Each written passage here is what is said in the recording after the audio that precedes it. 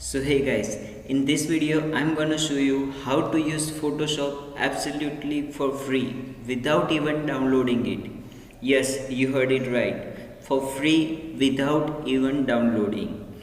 For that, just open your Chrome and search for photopea.com. photopea.com and hit enter. When this loads, you will see the magic.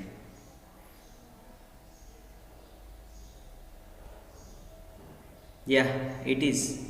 The magic happened. You are seeing the interface of Photoshop, and you can choose anything, you can do anything. Just like click on new project, select whatever you want. I am going with photo and with this resolution and with this photo. Let's go.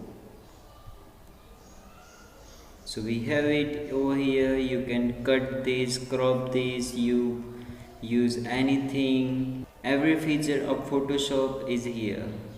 So I hope you guys like this video. If you did, then hit that like button and hit that subscribe button also to see more of this kind of videos, and I will see you in the next one. Goodbye.